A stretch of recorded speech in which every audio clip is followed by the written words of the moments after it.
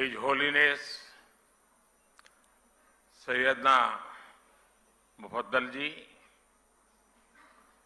महाराष्ट्र के मुख्यमंत्री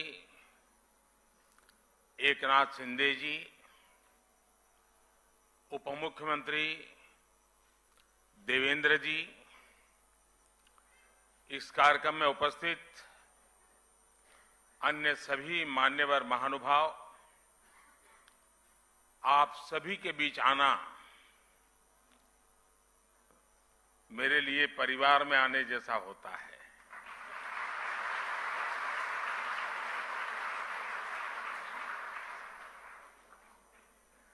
और वो जो मैंने आज आपकी वीडियो देखा, फिल्म देखी, तो मेरी एक शिकायत है और मैं चाहूंगा कि इसमें सुधार कीजिए। आपने बार बार उसमें माननीय मुख्यमंत्री और माननीय प्रधानमंत्री कहा है। मैं आपके परिवार का सदस्य हूं, न मैं यहां प्रधानमंत्री हूं न मुख्यमंत्री हूं।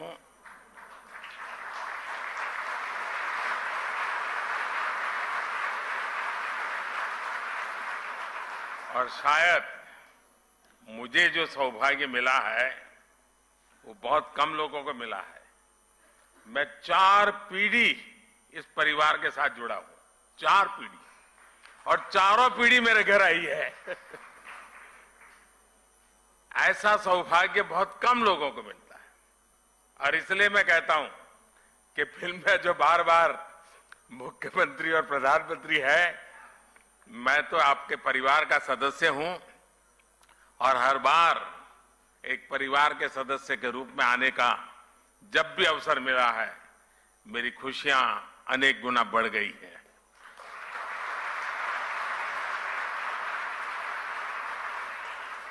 कोई समुदाय, कोई समाज या संगठन, उसकी पहचान इस बात से होती है कि वो समय के अनुसार अपनी प्रासंगिकता को कितना कायम रखता है। समय के साथ परिवर्तन और विकास की इस कसौटी पर दाऊदी बोहरा समुदाय ने हमेशा खुद को खरा साबित किया है। आज अल जमाया तुस सैफिया जैसे शिक्षा के महत्वपूर्ण केंद्र का विस्तार इसका एक जीता जागता उदाहरण है। मैं संस्था से जुड़े हर व्यक्ति को मुंबई शाखा शुरू होने की और 150 साल पुराना सपना पूरा हुआ है, आपने पूरा किया है। मैं आपको बहुत बहुत बधाई देता हूं, बहुत दिल से बधाई देता हूं। साथियों, दाऊदी बोहरा समुदाय और मेरा रिश्ता कितना पुराना है, ये शायद ही कोई ऐसा होगा जिसको पता न हो। मैं दुनिया में कहीं पर भी गया, वो प्यार यानी एक प्रकार से बरसता रहता है। और मुझे तो, मैं हमेशा एक बात जरूर बताता हूं, मैं सैयदना साहब 99 एज थी, मैं ऐसे ही चला गया वहां सरसपुर। 99 एज में वो बच्चों को पढ़ा रहे थे जी। मेरे मन को वो घटना आज भी इतना प्रेरित करती है। क्या कमिटमेंट, नई पीढ़ी को प्रशिक्षित करने का सैयदना साहब का क्या कमिटमेंट है। 99 एज में भी बैठ करके बच्चों को पढ़ाना, और मैं समझता हूं 800,000 बच्चे एक साथ पढ़ रहे थे। मेरे दिल को वो दृश्य हमेशा हमेशा प्रेरणा देता है। गुजरात में रहते हुए हमने एक दूसरे को बहुत करीब से देखा है। कई रचनात्मक प्रयासों को साथ मिलकर के भी आगे बढ़ाया है। और मुझे याद है सैयदना साहब की शताब्दी का वर्ष हम मना रहे थे और सूरत में हमारा बहुत बड़ा जलसा था, मैं भी था उसमें। तो सैयदना साहब ने मुझसे कहा तुम मुझे बताओ मैं क्या काम करूं। मैंने कहा मैं कौन होता हूं आपको काम बताने वाला। लेकिन उनका बड़ा आग्रह था, तो मैंने कहा देखिए गुजरात को तो हमेशा पानी का संकट रहता है, आप उसमें कुछ जरूर। और मैं आज भी कहता हूं उस एक बात को, आज इतने साल हो गए, पानी के रक्षा के काम में आज भी बोहरा समाज के लोग जी जान से लगे हुए, जी जान से लगे हुए। ये मेरा सौभाग्य है। और इसलिए मैं कहता हूं कुपोषण के खिलाफ लड़ाई से लेकर जल संरक्षण के अभियान तक समाज और सरकार कैसे एक दूसरे की ताकत बन सकते हैं, हमने साथ मिलकर के वो किया है और मैं इसका गौरव अनुभव करता हूं। और विशेषकर हिज होलीनेस सैयदना मोहम्मद बुरहानुद्दीन साहब, उनके साथ जब भी मुझे चर्चाएं करने का अवसर मिला, उनकी सक्रियता, उनका सहयोग मेरे लिए भी एक प्रकार से मार्गदर्शक रहा है। मुझे एक बहुत बड़ी ऊर्जा मिलती थी। और जब मैं गुजरात से दिल्ली गया,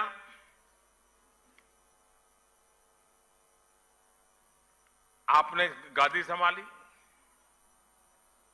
वो प्यार आज भी बना हुआ है, वो सिलसिला चलता रहा। इंदौर के कार्यक्रम में his holiness doctor Syedna Mufaddal Saifuddin साहब और आप सब ने अपना जो स्नेह मुझे दिया था, वो मेरे लिए बहुत अनमोल है। साथियों, मैं देश ही नहीं, जैसा मैंने कहा विदेश में भी कहीं जाता हूं तो मेरे बोहरा भाई बहन रात में अगर 2 बजे भी लैंड किया है तो 2-5 परिवार तो आए ही हैं एयरपोर्ट पे। मैं उनको कभी कहता हूं इतनी ठंड में आप क्यों कष्ट उठाते हैं? नहीं, बोले आप आए हैं तो बस हम आ गए। वो दुनिया के किसी भी कोने में क्यों ना हो, किसी भी देश में क्यों ना हो, उनके दिलों में भारत की चिंता और भारत के लिए प्रेम हमेशा दिखाई देता था।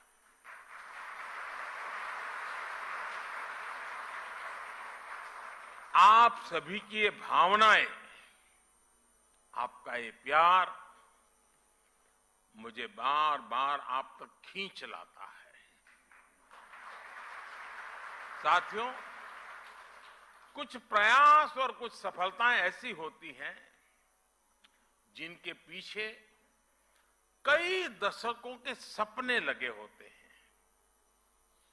मुझे बात पता है कि मुंबई शाखा के रूप में अल जमाया तुस सैफिया का जो विचार हो रहा है, इसका सपना दशकों पहले हिज होलीनेस सैयदना अब्दुल कादिर नईमुद्दीन साहब ने देखा था।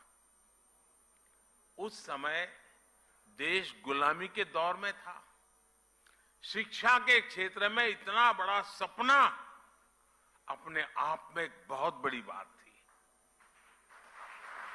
लेकिन जो सपने सही सोच से देखे जाते हैं वो पूरे होकर के रहते हैं।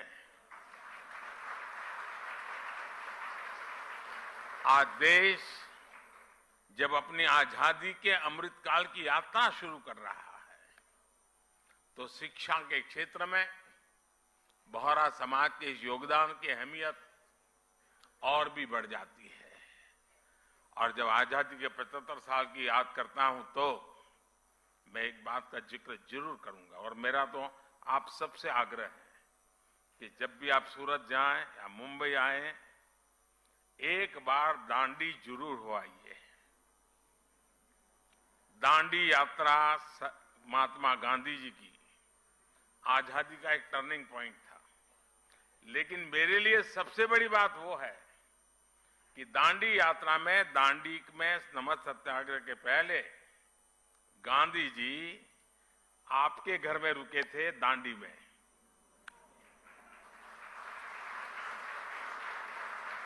और जब मैं मुख्यमंत्री बना तो मैंने आपसे प्रार्थना की, सैयदना साहब से मैंने कहा, सैयदना साहब मेरे दिल में बहुत बड़ी इच्छा है, एक पल के गंवाए बिना वो बहुत बड़ा बंगलो समुद्र के सामने है बिल्कुल, वो पूरा बंगलो मुझे दे दिया और आज वहां बढ़िया स्मारक बना हुआ है। दांडी यात्रा की स्मृति में सैयदना साहब के वो यादें दांडी यात्रा के साथ अमर हो चुकी है जी।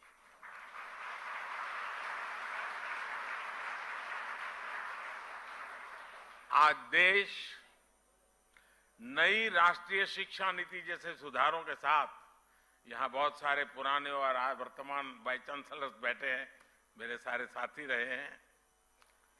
अमृत काल में जिन संकल्पों को हम आगे बढ़ा रहे हैं, महिलाओं को, बेटियों को आधुनिक शिक्षा के नए अवसर मिल रहे हैं।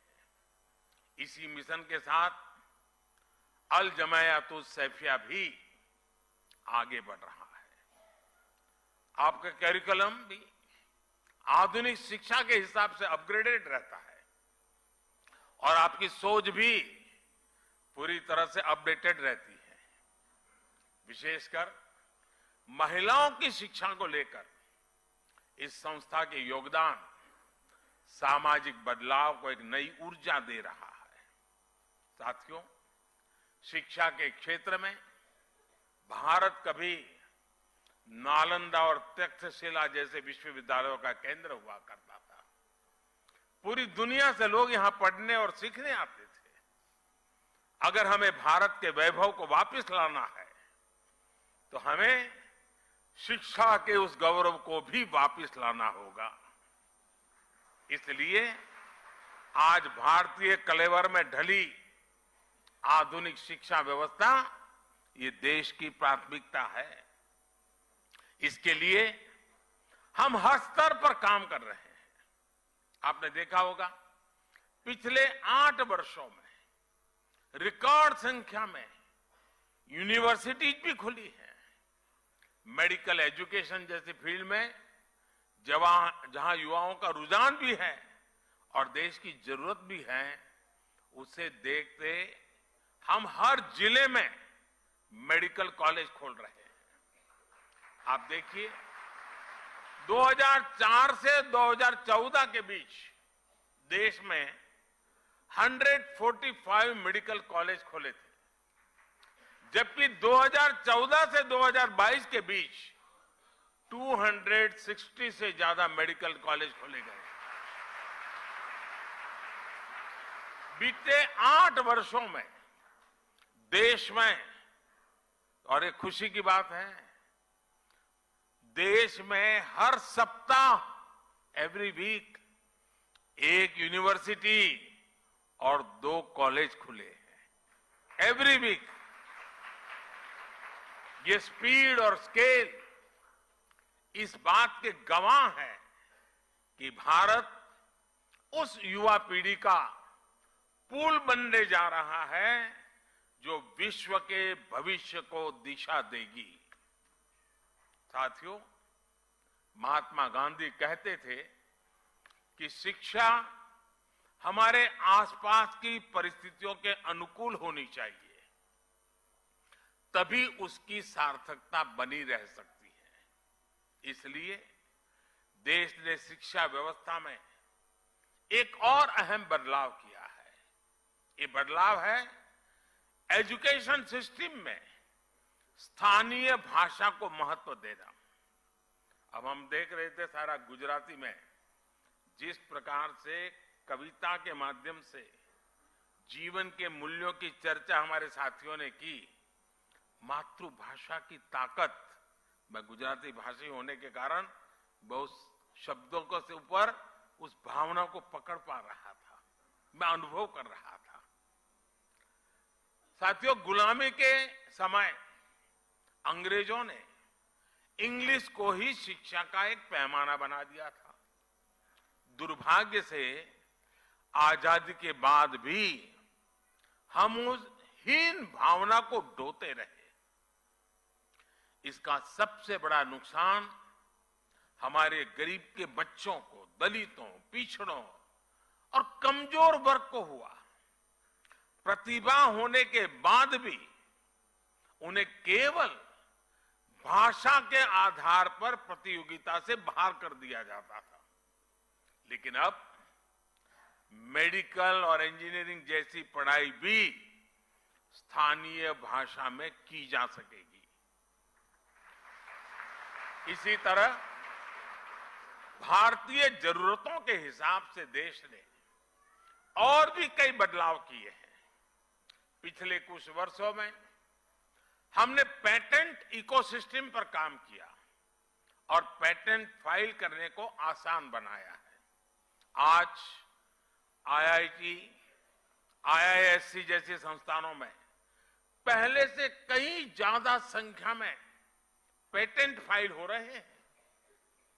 आज शिक्षा के क्षेत्र में बड़े पैमाने पर टेक्नोलॉजी का इस्तेमाल हो रहा है। इसलिए स्कूलों में लर्निंग टूल का उपयोग होने लगा है। अब युवाओं को किताबी ज्ञान के साथ ही स्किल, टेक्नोलॉजी और इनोवेशन के लिए तैयार किया जा रहा है। इससे हमारे युवा रियल वर्ल्ड के प्रॉब्लम के लिए तैयार हो रहे हैं, उनके सॉल्यूशंस खोज रहे हैं। साथियों, किसी भी देश में उसका एजुकेशन सिस्टम और उसका इंडस्ट्रियल इकोसिस्टम दोनों ही मजबूत होना जरूरी होता है।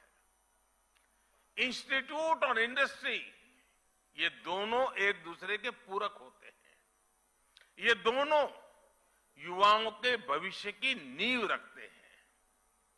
दाऊदी बोहरा समाज के लोग तो खासकर बिजनेस में काफी सक्रिय भी और सफल भी हैं। बीते 8-9 वर्षों में आपने ईज ऑफ डूइंग बिजनेस की दिशा में ऐतिहासिक सुधारों को देखा है, उसके प्रभाव को महसूस किया है। इस दौरान देश ने 40,000 कंप्लायंसेस को खत्म किया, सैकड़ों प्रावधानों को डिक्रिमिनलाइज किया। पहले इन कानूनों का डर दिखाकर एंटरप्रेन्योर्स को परेशान किया जाता था। इससे उनका बिजनेस प्रभावित होता था। लेकिन आज सरकार जॉब क्रिएटर्स के साथ खड़ी और उनको पूरा समर्थन देने वाली सरकार है। पिछले कुछ वर्षों में विश्वास का अभूतपूर्व वातावरण तैयार हुआ है। हम 42 सेंट्रल एक्ट में सुधार के लिए जन विश्वास बिल लेकर आए हैं। कारोबारियों में भरोसा जगाने के लिए हम विवाद से विश्वास योजना लेकर के आए हैं। इस बार के बजट में भी टैक्स दरों में सुधार जैसे कई कदम उठाए गए हैं। इससे कर्मचारियों और उद्यमियों के हाथों में ज्यादा पैसा आएगा। इन बदलावों से जो युवा जॉब क्रिएटर बनने का सपना देख रहे हैं, उनके लिए आगे बढ़ने के कई अवसर पैदा होंगे। साथियों, एक देश के रूप में भारत के लिए विकास भी महत्वपूर्ण है और साथ साथ विरासत भी महत्वपूर्ण है। यही भारत में हर पंथ, समुदाय और विचारधारा की भी विशेषता रही है। इसलिए आज देश परंपरा और आधुनिकता के संगम की तरफ विकास के रास्ते पर आगे बढ़ रहा है। एक और देश में आधुनिक फिजिकल इंफ्रास्ट्रक्चर बन रहा है, तो साथ ही देश सोशल इंफ्रास्ट्रक्चर भी निवेश कर रहा है। आज हम पर्व त्योहारों की प्राचीन सांझी परंपरा को भी जी रहे हैं और त्योहारों की खरीदारी के दौरान आधुनिक टेक्नोलॉजी से पेमेंट भी कर रहे हैं। आपने देखा होगा इस बार के बजट में नई तकनीकों की मदद से प्राचीन अभिलेखों को डिजिटाइज करने का ऐलान भी किया गया है। और मैं अभी हमारे जो पुरानी सदियों पुराने जो पुराण है हस्तलिखित वो देख रहा था, तो मैंने आग्रह किया कि भारत सरकार की एक बहुत बड़ी योजना है, हमारे सारे ये चीजें डिजिटलाइज हो जानी चाहिए, आने वाली पीढ़ियों को काम आएगी। मैं चाहूंगा इस तरह के प्रयासों को आगे बढ़ाने के लिए सभी समाज, सभी संप्रदाय आगे आए। किसी भी पद्धति से जुड़े अगर कोई प्राचीन टैक्स है तो उन्हें डिजिटाइज किया जाना चाहिए। बीच में मैं मंगोलिया गया था, तो मंगोलिया में हस्तप्रत भगवान बुद्ध के जमाने की कुछ चीजें थी, अब वहां पड़ी थी, तो मैंने कहा कि आप मुझे दे दीजिए, मैं इसको डिजिटलाइज करता हूं, और उस काम को हमने कर दिया। हर परंपरा, हर आस्था एक सामर्थ्य है। युवाओं को भी इस अभियान से जोड़ा जाना चाहिए। दाऊदी बोहरा समाज इसमें बहुत बड़ी भूमिका निभा सकता है। इसी तरह पर्यावरण संरक्षण हो, मिलेट्स का प्रसार हो, आज भारत इन विषयों पर पूरे विश्व में बड़े अभियान को लीड कर रहा है। आप इन अभियानों में भी जन भागीदारी को बढ़ाने के लिए इन्हें लोगों के बीच लेकर जाने का संकल्प ले सकते हैं। इस वर्ष भारत G20 जैसे महत्वपूर्ण वैश्विक मंच की अध्यक्षता भी कर रहा है। बोहरा समाज के जो लोग विदेशों में फैले हैं, वो इस अवसर पर विश्व के सामने सामर्थ्यवान होते भारत के ब्रांड एम्बेसडर का काम कर सकते हैं।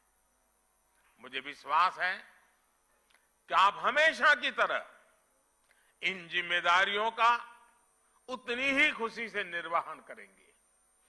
विकसित भारत के लक्ष्य तक पहुंचने में दाऊदी बोहरा समुदाय अपनी महत्वपूर्ण भूमिका निभाता रहा है, निभाता रहेगा, ये मेरा पूरा विश्वास है।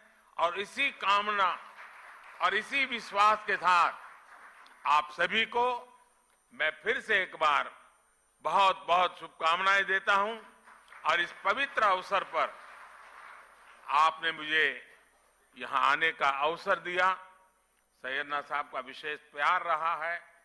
पार्लियामेंट चल रही थी, फिर भी मेरे लिए यहां आना उतना ही महत्वपूर्ण था, और इसलिए मुझे आज आकर के आप सबके आशीर्वाद लेने का सौभाग्य मिला।